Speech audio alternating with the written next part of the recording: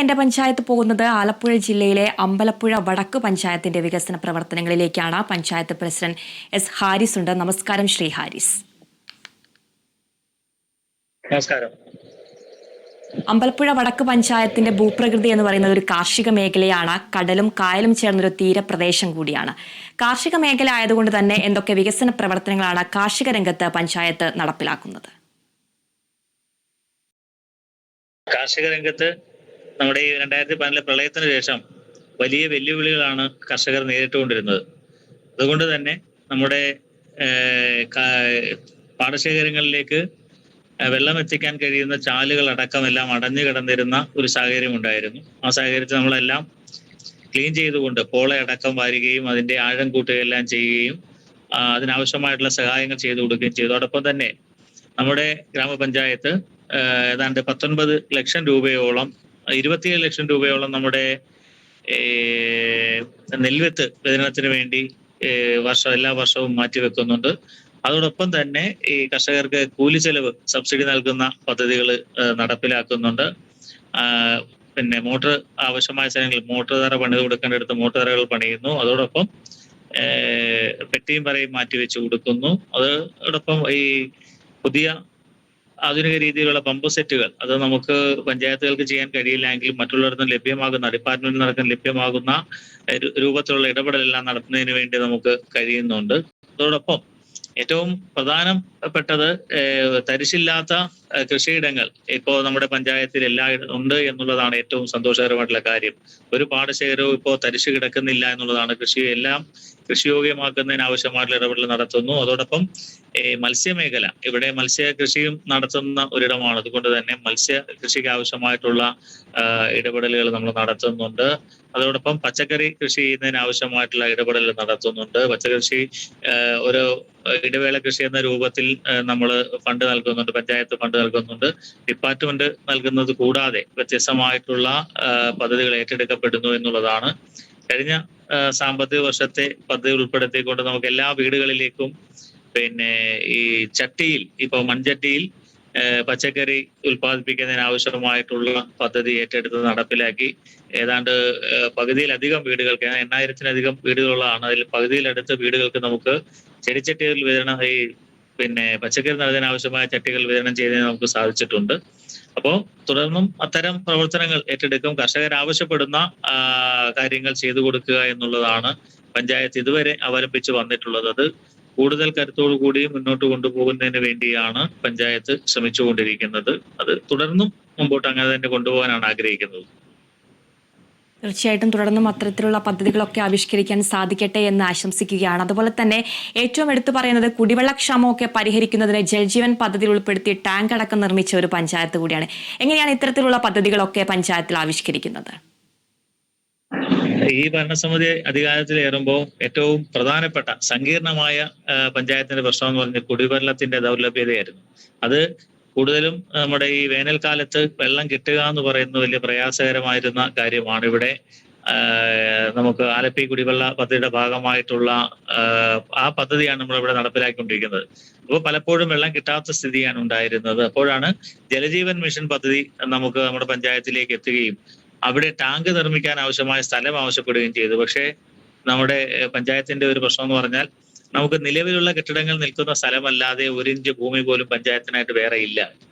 ഇപ്പൊ പഞ്ചായത്ത് 15 സെന്റ് സ്ഥലം വാങ്ങി നൽകി അവിടെ 9 ലക്ഷം ലിറ്റർ വെള്ളം സംഭരിക്കാൻ കഴിയുന്ന ഓവർഹെഡ് ടാങ്ക് നിർമ്മിച്ചു. അതിന്റെ ഉദ്ഘാടനം ഏതാണ്ട് ഒരു 2 വർഷം മുമ്പ് നമ്മുടെ ജലവിഭവ വകുപ്പ് മന്ത്രി റോഷി അഗസ്റ്റിൻ നിർവഹിക്കുകയും ചെയ്തിട്ടുണ്ട്. അതുകൊണ്ട് തന്നെ ഇപ്പൊ നിലവിൽ നമ്മുടെ പഞ്ചായത്തിൽ കുടിവെള്ളത്തിന്റെ പ്രശ്നമില്ല. മറ്റു പഞ്ചായത്തുകളിലെല്ലാം നമ്മുടെ സമീപ പഞ്ചായത്തുകളിലും അത് അനുഭവപ്പെടുമ്പോഴും നമ്മുടെ പഞ്ചായത്തിൽ ആ പ്രശ്നമില്ല എന്നുള്ളതാണ് ഒരു നമുക്ക് ഏറ്റവും സന്തോഷകരമായിട്ടുള്ള ഒരു കാര്യം. അതോടൊപ്പം തന്നെ മുഴുവൻ വീടുകളിലേക്കും കണക്ഷൻ കൊടുക്കാൻ കഴിഞ്ഞു എന്നുള്ളതാണ്. ഇപ്പോൾ നമ്മുടെ ലൈൻ പൈപ്പുകൾ, വഴിയോരത്തുണ്ടായിരുന്ന പൊതു ടാപ്പുകളെല്ലാം കട്ട് ചെയ്തു. അതിന് പകരം എല്ലാ വീടുകളിലേക്കും നമ്മൾ കണക്ഷൻ കൊടുക്കുകയാണ്. ഒരു 60 വീട്, ഏതാണ്ട് ഒരു 60 വീട് കൂടി കണക്ഷൻ കൊടുത്തു കഴിഞ്ഞാൽ മുഴുവൻ വീടുകളിലേക്കും കണക്ഷൻ ആകും. അതിന്റെ പ്രവർത്തനം കൂടി നടന്നുകൊണ്ടിരിക്കുകയാണ്. ഏതാണ്ട് ഈ മാസം കൊണ്ട് തന്നെ എല്ലാ വീടുകളിലും കണക്ഷൻ കിട്ടിയ പഞ്ചായത്തായിട്ട് നമ്മൾ പ്രഖ്യാപിക്കും. കുടിവെള്ളം എത്തിക്കാൻ കഴിഞ്ഞു, സൗജന്യമായി കുടിവെള്ളം എത്തിക്കാൻ കഴിഞ്ഞു എന്ന പ്രഖ്യാപിക്കാൻ കഴിയുന്ന പഞ്ചായത്തായിട്ട് നമ്മുടെ പഞ്ചായത്ത് മാറുകയാണ്. അതോടൊപ്പം നമ്മുടെ വിവിധ ഇടങ്ങളിൽ പുതുതായി നമ്മൾ ട്യൂബ് വെല്ലുകൾ സ്ഥാപിക്കുന്ന ഒരു രീതി കൂടി എടുത്തിട്ടുണ്ട്. ഭൂമി വിട്ടു നൽകാൻ തയ്യാറാകുന്ന ആരെങ്കിലും സ്വകാര്യ വ്യക്തികളുടെ ഭൂമിയിൽ നിർമ്മിക്കുക, അല്ലെങ്കിൽ പഞ്ചായത്തിൻ്റെതായിട്ടുള്ള ഭൂമിയിൽ ട്യൂബ് വെല്ല് നിർമ്മിക്കുക എന്ന രീതി കൂടി അങ്ങനെ ഇടപെടലിലൂടെ നടത്തിയതിന്റെ ഭാഗമായി ഈ ഭരണസമിതി വന്നതിന് ശേഷം 3 ട്യൂബ് വെല്ലുകളിലൂടെ നമ്മൾ സ്ഥാപിച്ചിട്ടുണ്ട്. ആ ട്യൂബ് വെല്ലുകൾ മറ്റ് വെള്ളം നമുക്കിപ്പോൾ പറഞ്ഞ ആലപ്പി കുടിവെള്ളത്തിന്റെ എന്തെങ്കിലും പ്രശ്നമുണ്ടെങ്കിൽ അത് നികത്താൻ കഴിയുന്ന രൂപത്തിലേക്ക് വിവിധ ഇടങ്ങളിൽ ട്യൂബ് വെല്ലുകളിലൂടെ സ്ഥാപിച്ചതോടുകൂടി കുടിവെള്ള പ്രശ്നത്തിന് വലിയ പരിഹാരമായി എന്നുള്ളതാണ്. അത് നിലവിൽ ഇപ്പോ ഞാൻ നേരത്തെ സൂചിപ്പിച്ചു, സമീപ പഞ്ചായത്തുകളിലെല്ലാം കുടിവെള്ള പ്രശ്നം നിലനിൽക്കുമ്പോഴും നമ്മുടെ പഞ്ചായത്തിൽ കുടിവെള്ളത്തിന്റെ പ്രശ്നമില്ല എന്നുള്ളത് ഒരു സന്തോഷകരമായ കാര്യമാണത്. പൊതുസമൂഹം അതൊരു വലിയ പിന്തുണ നൽകിയത് കൊണ്ട് തന്നെ നമുക്ക് മുന്നോട്ട് കൊണ്ടുപോകാൻ കഴിഞ്ഞിട്ടുണ്ട് എന്നുള്ളതാണ്. തീർച്ചയായിട്ടും നിരവധി ആദരവും പുരസ്കാരങ്ങളും അടക്കം ലഭിച്ച ഒരു പഞ്ചായത്ത് കൂടിയാണ്. വാർഷിക പദ്ധതി നിർവഹണം 100% പൂർത്തിയാക്കിയ ഒരു പഞ്ചായത്താണ്. അതുപോലെ തന്നെ മാലിന്യമുക്ത നവകേരളം പുരസ്കാരം അടക്കം ലഭിച്ചൊരു പഞ്ചായത്താണ്. എങ്ങനെയാണ് ഇത്തരത്തിലുള്ള നേട്ടങ്ങളൊക്കെ പഞ്ചായത്തിന് കൈവരിക്കാൻ സാധിച്ചത്? ഇവിടെ ജനകീയാസൂത്രണം നിലവിൽ വന്നതിന് ശേഷം നമ്മൾ ആവശ്യങ്ങൾ ചോദിച്ചറിഞ്ഞ് നടപ്പിലാക്കുന്ന രൂപത്തിലേക്കാണ്, പദ്ധതി രൂപീകരിക്കുന്ന രൂപത്തിലേക്കാണ് നമ്മുടെ തദ്ദേശ സ്വയംഭരണ സ്ഥാപനങ്ങൾ ആകെ മാറിയിട്ടുള്ളത്. അപ്പോ അത്തരം വർക്കിംഗ് ഗ്രൂപ്പുകളിൽ അടക്കം ഉയർന്നു വരുന്ന ആവശ്യങ്ങളെ പരിഗണിച്ചുകൊണ്ട് എങ്ങനെയാണോ ആ ജനങ്ങൾക്ക് അത് ഉപകാരപ്പെടുത്താൻ കഴിയുക എന്ന് ചിന്തിച്ചുകൊണ്ടാണ് ഭരണസമിതി കാര്യങ്ങൾ മുന്നോട്ട് കൊണ്ടുപോകുന്നത്. അത് കൂട്ടായ ഒരു ഇടപെടലിന്റെ ഭാഗമായി നമുക്ക് നടത്താൻ കഴിയുന്നു എന്നുള്ളതാണ്. അത് പ്രത്യേകിച്ച് മുൻകാലങ്ങളിൽ ഒരുപക്ഷെ നമ്മുടെ സ്കൂളുകളിൽ, അത് സർക്കാരിന്റെ സ്കൂളുകളിൽ മാത്രമേ പണം മുടക്കാൻ കഴിയുന്ന ഒരു സ്ഥിതി ഉണ്ടായിരുന്നുള്ളൂ. അങ്ങനെ വരുമ്പോൾ സർക്കാർ സ്കൂൾ എന്ന രൂപത്തിൽ പഞ്ചായത്തിന് പണം മുടക്കാൻ കഴിയുന്ന ഒരു സ്കൂളേ നമുക്കുണ്ടായിരുന്നുള്ളൂ. അത് നിർബന്ധം STV UPS സ്കൂളാണ്. പക്ഷെ അവിടെ ആവശ്യമായ കാര്യങ്ങളെല്ലാം നമ്മൾ ചെയ്തു. അതിനുശേഷം ഇപ്പോ ഒരു 2 വർഷം മുമ്പാണ് കഞ്ഞിപ്പാടം സ്കൂള് നമുക്ക് വിട്ടു നൽകപ്പെട്ടത്. അതിനുശേഷം 2 സ്കൂൾ എന്ന രൂപത്തിലോട്ട് മാറി അവിടെയും നമ്മൾ കാര്യങ്ങൾ ചെയ്യുന്നു. അതോടൊപ്പം എയ്ഡഡ് സ്കൂളുകൾക്ക് കൂടി സഹായം നൽകാൻ കഴിയുന്ന രൂപത്തിലേക്ക് ഒരു ഇടപെടൽ നടത്താൻ കഴിഞ്ഞു. അതുകൊണ്ട് തന്നെ സ്കൂളുകളിൽ നമ്മുടെ വിദ്യാഭ്യാസ രംഗത്ത് വലിയ മാറ്റം ഉണ്ടായിക്കൊണ്ടിരിക്കുമ്പോൾ, എല്ലാ തരത്തിലും മാറ്റം ഉണ്ടായിക്കൊണ്ടിരിക്കുമ്പോൾ ഗ്രാമപഞ്ചായത്തുകളും അതിൻ്റെതായിട്ടുള്ളൊരു പങ്ക് വഹിക്കേണ്ടതുണ്ട് എന്നുള്ള ധാരണയുടെ അടിസ്ഥാനത്തിലാണ് അവിടെ ചെയ്തു കൊടുക്കാൻ കഴിയുന്ന കാര്യങ്ങൾ ഏത് തരത്തിലാണോ മാലിന്യമുക്തമാക്കാൻ കഴിയുന്ന രൂപത്തിലേക്ക് അവിടെ ടോയ്ലറ്റ് നിർമ്മിച്ചു കൊടുക്കാൻ കഴിഞ്ഞിട്ടുണ്ട്. പല എയ്ഡഡ് സ്കൂളുകൾക്കും ടോയ്ലറ്റ് നിർമ്മിച്ചു നൽകാൻ കഴിഞ്ഞിട്ടുണ്ട്. അതോടൊപ്പം കമ്പോസ്റ്റ് പിറ്റുകൾ നിർമ്മിച്ചു കൊടുക്കാൻ കഴിഞ്ഞിട്ടുണ്ട്.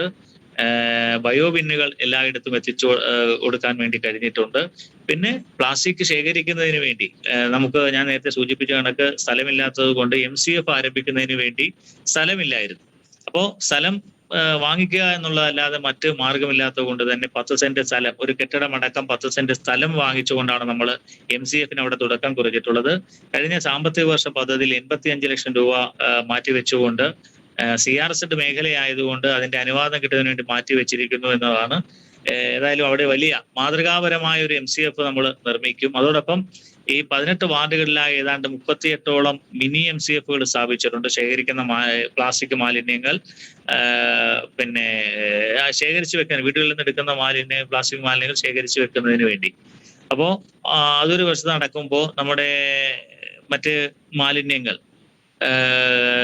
ഹോട്ടലിലടക്കമുള്ള മാലിന്യങ്ങൾ ശേഖരിച്ചു കൊണ്ടുവന്ന വളവാക്കുന്നതിന് വേണ്ടി ഏതാണ്ട് നമ്മുടെ തുമ്പൂർമൊഴി മോഡൽ, ആലപ്പുഴയിൽ ആദ്യമായിട്ട് എനിക്ക് തോന്നുന്നത് കഴിഞ്ഞ 10 വർഷം മുമ്പുള്ള ഭരണസമിതി ഈ ഗ്രാമപഞ്ചായത്ത് തുമ്പൂർമൊഴി മോഡൽ പദ്ധതി ആരംഭിച്ചിരിക്കുന്നു. അന്ന് സ്വകാര്യ വ്യക്തികളുടെ ഭൂമിയിലാണ് ആ തുമ്പൂർമൊഴി മോഡൽ ആരംഭിച്ചതെങ്കിൽ ഇപ്പോൾ ആലപ്പുഴ മെഡിക്കൽ കോളേജ് സ്ഥിതി ചെയ്യുന്നത് ഈ പഞ്ചായത്തിലാണ്. മെഡിക്കൽ കോളേജ് ആശുപത്രിയിലും കോളേജിലും തുമ്പൂർമൊഴി മോഡൽ എയറോബിക് കമ്പോസ്റ്റ് യൂണിറ്റുകൾ സ്ഥാപിച്ചുകൊണ്ട് അവിടേക്ക് ഇത്തരം മാലിന്യങ്ങൾ എത്തിച്ച് അവിടെ വളമാക്കി അത് വിൽക്കുന്നതിന് വേണ്ടിയുള്ള പ്രവർത്തനങ്ങളും എല്ലാം നടന്നു വരികയാണ്. അതോടൊപ്പം ബയോ ബിന്നുകൾ ഏതാണ്ട് 8000-ലധികം ഉള്ള വീടുകളിലേക്ക് ബയോ ബിന്നുകൾ എത്തിക്കേണ്ടതായിട്ടുണ്ട്. കഴിഞ്ഞ 2 സാമ്പത്തിക വർഷമായി നമ്മളിപ്പോൾ 4800 ബയോ ബിന്നുകൾ എത്തിക്കുന്നതിന് വേണ്ടി കഴിഞ്ഞിട്ടുണ്ട്. ഇനി തുടർന്ന് ഇപ്പോൾ വെച്ചിട്ടുള്ള പദ്ധതിയിലും നമുക്ക് കഴിഞ്ഞ സാമ്പത്തിക വർഷം സ്പിൽ ഓവർ ആയതിനെ കൂട്ടി എല്ലാ വീടുകളിലേക്കും ബയോ ബിന്നുകൾ എത്തിക്കുവാനും മാലിന്യങ്ങൾ വലിച്ചെറിയാതിരിക്കാനും ആവശ്യമായിട്ടുള്ള ഒരു പദ്ധതിയാണ് തയ്യാറാക്കിയിട്ടുള്ളത്. അതോടൊപ്പം മുഴുവൻ 450ഓളം വരുന്ന കുടുംബശ്രീകളുണ്ട്. മുഴുവൻ കുടുംബശ്രീകളും ഹരിത അയൽക്കൂട്ടങ്ങളാക്കി പ്രഖ്യാപിച്ചുകൊണ്ടാണ് ഈ ഒരു ലക്ഷ്യത്തിലേക്ക് പഞ്ചായത്ത് നടന്നെടുത്തിട്ടുള്ളത്.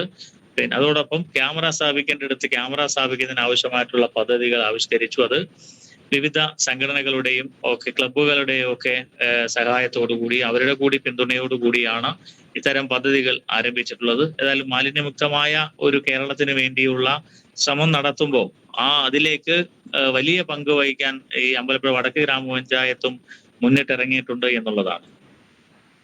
തീർച്ചയായിട്ടും ഇത്തരത്തിലുള്ള മാതൃകാപരമായിട്ടുള്ള കൂട്ടായ പ്രയത്നം തന്നെയാണ് ഇത്തരത്തിലുള്ള ആദരവും പുരസ്കാരവും ഒക്കെ പഞ്ചായത്തിനെ കരസ്ഥമാക്കാൻ സഹായിച്ചതും. അതുപോലെ തന്നെ ഇനിയുള്ള ഭാവി വികസന പദ്ധതികൾ എന്തൊക്കെയാണ്? ഭാവി വികസന പദ്ധതി എന്ന് പറയുമ്പോൾ നമ്മള് തദ്ദേശ സ്വയംഭരണ സ്ഥാപനങ്ങളിൽ നിന്നും ജനങ്ങൾ പ്രതീക്ഷിക്കുന്നത് അവർക്ക് കുടിക്കാൻ ആവശ്യമായ വെള്ളം ലഭിക്കുക, നടക്കാൻ ആവശ്യമായ വഴികൾ ഉണ്ടാവുക, വഴിവിളക്കുകൾ ഉണ്ടാവുക എന്നുള്ളതാണ്. അതിൽ ഞാൻ 2 കാര്യങ്ങൾ ആദ്യമേ സൂചിപ്പിച്ചിട്ടുണ്ട്. മൂന്നാമത്തത് എല്ലാ വാർഡുകളിലും പ്രധാന കേന്ദ്രങ്ങളിൽ 2 മിനിമാസ് ലൈറ്റുകൾ സ്ഥാപിക്കുന്നതിന് വേണ്ടി ഗ്രാമപഞ്ചായത്തിന് കഴിഞ്ഞിട്ടുണ്ട്. അങ്ങനെയാണ് ഒരു 38ഓളം മിനിമാസ് ലൈറ്റുകൾ നമുക്കിപ്പോൾ സ്ഥാപിക്കാൻ വേണ്ടി കഴിഞ്ഞിട്ടുണ്ട്. എല്ലാ പോസ്റ്റുകളിലും LED ബൾബുകളാണ് ഇപ്പോൾ നമുക്ക് ബൾബുകളും LED ലൈറ്റുകളും സ്ഥാപിക്കാൻ കഴിഞ്ഞിട്ടുണ്ട്. തുടർന്ന് ആ LED ബൾബുകൾ മാറ്റിക്കൊണ്ട് അവിടെയെല്ലാം LED ലൈറ്റുകളാക്കുന്നതിന് ആവശ്യമായിട്ടുള്ള പദ്ധതിയാണ് നമ്മളിപ്പോൾ എടുത്തിട്ടുള്ളത്. അതോടൊപ്പം ഈ നമ്മുടെ നാട്ടിലെ റോഡുകൾ ഞാൻ നേരത്തെ സൂചിപ്പിച്ചു. നമ്മുടെ ഇവിടെ ബഹുമാനായ ജി സുധാകരൻ സാറ് പൊതുമരാമത്ത് വകുപ്പ് മന്ത്രിയായിരുന്നപ്പോൾ ജർമ്മൻ ടെക്നോളജി ഉപയോഗിച്ചുകൊണ്ടുള്ള വികസനത്തിന് തുടക്കം കുറിച്ചത് ഈ അമ്പലപ്പുഴയിലാണ്, ഈ അമ്പലപ്പുഴ മണ്ഡലത്തിലാണ്. അപ്പോൾ ആദ്യം നമുക്ക് ലഭിച്ചത് ഈ BMBC റോഡ് ചെയ്യാൻ സാധിച്ചതെല്ലാം നമ്മുടെ ഈ പഞ്ചായത്തിന്റെ ഒരു ഭാഗ്യമാണ്. അദ്ദേഹം നിർത്തിയെടുത്ത് നിന്നും വീണ്ടും തുടങ്ങി വെച്ച പുതിയ MLA ശ്രീ H. സലാം MLA ആയി വന്നപ്പോൾ അദ്ദേഹം അതേ പാത തന്നെ പിന്തുടർന്നുകൊണ്ട് നമ്മുടെ വികസന പ്രവർത്തനങ്ങളെല്ലാം ശക്തമായി മുന്നോട്ട് കൊണ്ടുവരുന്നു. അതിനോടൊപ്പമാണ് പഞ്ചായത്തിന്റെ തനത് ഫണ്ടും തൊഴിലുറപ്പ് പദ്ധതിയും കൂടി ഏകോപിപ്പിച്ചുകൊണ്ട് നമ്മുടെ ഗ്രാമീണ റോഡുകളെല്ലാം കോൺക്രീറ്റും ടാറിങ്ങും എല്ലാം ചെയ്തുകൊണ്ട് ജനങ്ങൾക്ക് സഞ്ചരിക്കാൻ കഴിയുന്ന രൂപത്തിലേക്ക് മാറ്റി തീർത്തിരിക്കുകയാണ്. തൊഴിലുറപ്പ് പദ്ധതിയാണ് ഏറ്റവും കൂടുതലായി ഇപ്പോൾ നമുക്കറിയാം. നമ്മുടെ ലഭിക്കുന്ന പ്ലാൻ ഫണ്ടിൽ നിന്നും നമുക്ക് ലഭ്യമായ പദ്ധതി തുക തികയില്ല എന്നുള്ളതുകൊണ്ട്, അതുകൊണ്ട് തന്നെ ഏതാണ്ട് 7 കോടി രൂപയിൽ പരം ഒരു സാമ്പത്തിക വർഷം തൊഴിലുറപ്പ് പദ്ധതിയെ വേതന ഘടകമായും സാധന ഘടകമായും ഉപയോഗിക്കുന്ന ഒരു പഞ്ചായത്താണ്. കേന്ദ്രാവിഷ്കൃത പദ്ധതികളെ കൂടുതലായി ഉപയോഗപ്പെടുത്താൻ ശ്രമിക്കുന്ന ഒരു പഞ്ചായത്ത് കൂടിയാണ്. തീർച്ചയായും ആലപ്പുഴ ജില്ലയിലെ അമ്പലപ്പുഴ വടക്ക് പഞ്ചായത്തിന്റെ വികസന പ്രവർത്തനങ്ങളാണ് പ്രസിഡന്റ് പങ്കുവെക്കുന്നത്. നിരവധി ഭാവി പദ്ധതികളൊക്കെ പഞ്ചായത്ത് മുന്നോട്ട് വെക്കുന്നുണ്ട്. എല്ലാ ഭാവി വികസന പ്രവർത്തനങ്ങളും യാഥാർത്ഥ്യമാകട്ടെ എന്ന് ആശംസിക്കുകയാണ്. നന്ദി ശ്രീ S. ഹാരിസ്.